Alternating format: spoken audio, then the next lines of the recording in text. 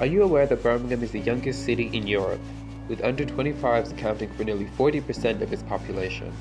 With this in mind, it's no wonder that Birmingham is home to massive amounts of creative potential. In this documentary, we are speaking to some of Birmingham's creatives to offer insight into the great community that we have here in Birmingham, and what experiences drive their creative impulses. Up first, we took to Birmingham City University to speak to one of Birmingham's brilliant up-and-coming models.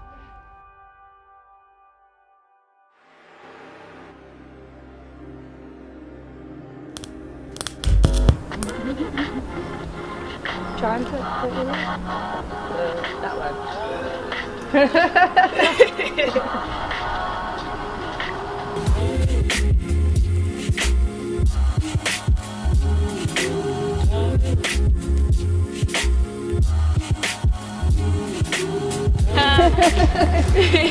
What's your name and what do you do? My name is Ashley Allan and I'm a model. Do you remember the very first shoot that you did? Yes, I was in, I did fashion design at uni, so I was in my first year at uni, and my friend was doing a fashion course at college in the Millennium Point, and for the end of year show they had like a catwalk thing, so I did like a catwalk and I had some like photos and stuff taken. So I was about 18. So how do you think, because that was quite a long time, how do you think you've grown from that first photo? A lot, honestly, because like before at first I was kind of just doing it for friends, like doing fashion design. Loads of people need people to try and make clothes, and being in such a creative building, like I think the floor below me was the photography floor, so if someone sees you they'll be like, hey, we like your face, like can we take photos of you? And I'll be like, hey, sure, I'm free, why not? But then since then I recently joined an agency, Atlantis Models, so now I get paid for it, and it's more of a profession rather than a hobby. Who have you inspired? Would you say you've inspired other people? I think it's probably more of people who they see my, like, people who I know, and then like they'll then see my Instagram and they're like, my Instagram, it has all the pretty pictures, do you know what I mean? So it's like, because these are photos which I'm not taking, like they don't see the bad photos from the photo shoot, they're just seeing the best photos. So from there it's quite people idolize that whole kind of like model lifestyle. But yeah, it's not realistic. Because that isn't what I look like. That isn't what I look like when I get out of bed. Like, they don't realise I've just sat there having my face beat by a makeup artist for an hour before those photos. But yeah, I'll say like people who I kind of know, and they'll be like, oh my god, I saw your photos. Like, how? Like, what's going on? And I'm like, oh, cheers. And finally, do you have any advice for other people who may be thinking about getting into modelling? I would say don't be afraid to message photographers. Like as long as you're polite and you have an idea, or even if you don't have an idea, if you message them, and they'll be more than happy to help you out, because at the same time they'll be taking photos of you and they'll then be getting something out of it. So if they have an idea and they need a model and they don't want to necessarily invest, you can both help each other get to a point where you both want to. Fantastic. Thank you very much, Ashley. While we're on the topic of models, we have the opportunity to observe a photo shoot firsthand and speak to another one of Birmingham's amazing models.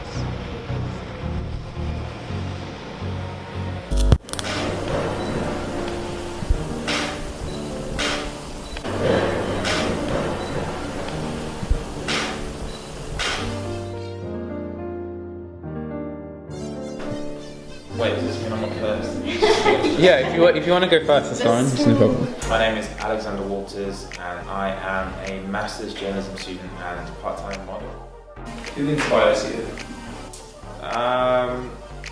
I'd say one of my family members, my uncle. He was a lot taller than me, and he was a model, and he used to wear the craziest like clothes, like 90s forever. Like he still does, rocks the sort of big bomber, sort of NBA jackets and things like that as well, which is crazy. Do you know where you want to end up? Do you have any aspirations? Other than the cover of GQ, I like writing, so probably writing for GQ, that'd be fun. Would you say the biggest issue for a model is? I don't know, opportunities. I think opportunities is a good one. And open opportunities to everyone. Okay, do you think that the education system is enough for creatives like yourself? I think if the opportunities are put out there, they need to be advertised well, but then the person who wants them needs to sort of go out their own way and put themselves out there a bit, reach out. Photography is a rising phenomenon, with the introduction of Instagram and newer smartphones being able to capture amazing photographs with minimal efforts. But while these photographs can be effective in their effortless means, there are many photographers who take their craft very seriously. We had the chance to meet up with one of Birmingham's amazingly precise photographers.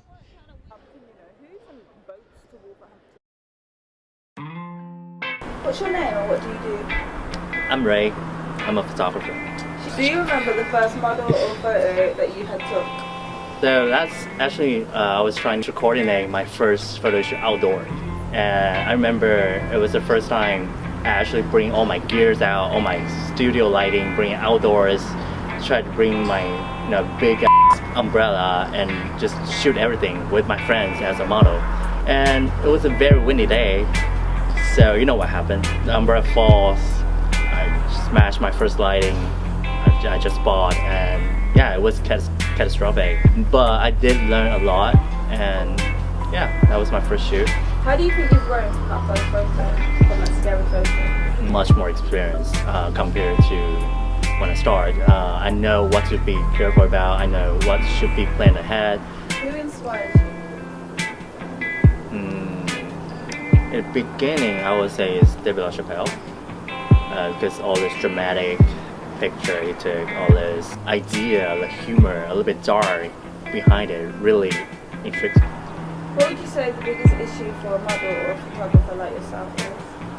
For me, it's more like convincing myself to promote myself, because I keep in very private life. But to me, how I feel right now, like the marketing skill or the promotion side of it, is like you have to go public. You have to go tell people who you are. You have to, promoting yourself as a person, not just a photographer, as a person as well. No matter what you do, you have to become some sort of idol kind of thing. Yeah, I don't think I'm good at it, because I'm not that kind of personality-wise. I'm not that kind of person. Yeah. Do you think the education system does enough for creatives like yourself? No matter each side, Taiwan or UK, I don't think it's enough for creatives in general, because we live in this society which promotes physics, math, medical. It's not that I'm saying science in general. It's not that they are not important. But as a kid, as a young kid, if you tell your parents, I want to be an artist in the future, like how many parents will actually support you, saying yes, go do it. You don't have to become a lawyer. You don't have to make money. You don't have to be a salesman. Just go ahead, do what you're good at and what you're really interested in. It's not just education. It's like the whole value of the system, and we all look up to money, and that's the only way we evaluate if a person is successful or not.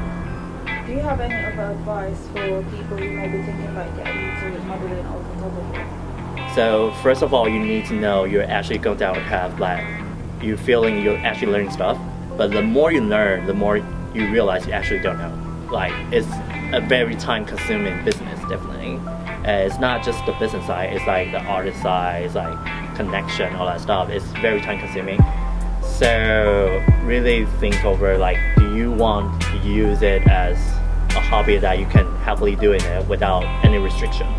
Or do you want to do it as a business, as money? So you do have to listen to people, and you have to take their advice every once in a while. You cannot just do whatever you want, in a way, because they're paying. Or you're confident enough just to say, F you all, I'm doing my stuff, you can just come approach me if you like my work, and you can kiss my ass if you don't like it. Most professional editorial style photo shoots have two things: a stylist and a designer behind them. Today we caught up with two of Birmingham City University's creatives, focusing on sustainability within the fashion industry. You guys ready? I don't need to take this off. What do you think? Alright. So what's your name and what do you do? Dayna, and I would say I'm kind of a stylist, but also I'm doing like fashion journalism and like editing and art direction, kind of a lot of different things. I'm putting my finger in all the pies. My name's Olivia Riley, and I study fashion design, and the next step is to be thought of. I want to go into sustainable design. fashion. And I think I'm going to answer the question to what you're going to do next with just change the world. Just leave it at that. Leave people to make Change the world. Change the world, and that's just leave it at that. Yeah, aim low, live. Yeah. Do you remember your first photo shoot that you had took? I think. Oh, I do actually. Yeah, it was for a styling for editorial module that was in second year, and that actually made me realise I was like, oh, like this is a fun thing that I actually really like doing. Before I was like, I like fashion, but I don't really know what I like about it. Like I know I didn't want to be a designer. So then that module was like, it was within a group kind of setting, so we were all like planning the outfits and planning the concept together, so it's quite different from them when you're just like doing it by yourself. But yeah, that was a couple of years ago maybe, I think. I think it was when we came to uni, and I remember like my first photo shoot in first year. I think it was for the shirt project, and but it was like it was the first time I used the proper studios, the proper lights, and like somebody was like, studying photography at that. I never bothered with that first year. I was just like a couple of pictures on my phone. How do you think you've grown since that first photo shoot? Oh god, so much. Like from the first one, like because I was saying how it was kind of like a group kind of setting, and I think I with the like actual styling I helped in that, but like on the shoot I wasn't really willing to get in there and stuff like that. I was just a bit like scared and kind of like didn't want to like straight away put my ideas out there. But now I'm literally just like, move this here, getting all up in there, like touching all the models, like I'm sorry, I'm getting all up in your business kind of thing. Getting better at like communicating with people, isn't it? Like, yeah. And also just realising that like I will literally like I'll try some quite weird things on shoots and be like, look, we'll try this. If it doesn't work, it doesn't work, and we'll just see. Like you learn to make mistakes, don't you? Yeah, exactly. You got to make them. Yeah. So who inspires you? When it was like second year, when I like started doing proper research into the fashion industry and what it's really like and how much it's destroying the planet, I was like, okay, well I can either leave fashion completely, but then nothing's going to change, or I can stay in it and then try and make a change, and I can be one of those people. This is what I think, because when I was interviewing Liv, we were literally like, oh my god, it's so true, like because like loving fashion and like wanting to, but also loving like the earth and the planet, seems like such a confliction of interest. So you're kind of like can I do this? But then it's like you need the people that want to change the industry, because like all of my magazine I've sourced through like charity shops, vintage shops, like Depop. It's all second hand. Like I don't want to buy into the fast fashion industry. Like did my whole dissertation on like sustainability and how we can change things and stuff like that. So that's why I wanted to work with Liv as well, because I was like, someone else who exactly. You've got to like find your tribe in this as well. Exactly. You can be ethical and you can still look sick. I think I went today second hand, so me too. How's that check then? Yeah, everything second hand. So who have you inspired? I worked as an artist in residence like last year on my placement year for the first 2 months before I went to London to like proper fashion interning. And so I was teaching there, and I did like a workshop with them about upcycling and about sustainable fashion, and I think a few of them like really sort of like that was the first kind of point where they're like, oh okay, right, like this needs to have more thought about it. And one of my students, I actually I got her to place on the course because I told her she needed to go there because I saw some of her drawings. I was like, right, you need to go and do this animation course. And she was like, oh, they're full, and I was like, okay, well I'm gonna message the head. Did it work? Yeah, and he was like, and then she messaged me like, oh my god, I've got an unconditional place, and I'm like, yeah, of course you have. And now she's on the best costume course in the country at Wimbledon. And it's just about sort of like sharing, and learning things from everyone and sharing their knowledge. Sorry, I'm joking. I'm surprised you did so well to not be coughing as well the whole day. Thank you for watching, and thank you to all the creatives that helped make this documentary possible.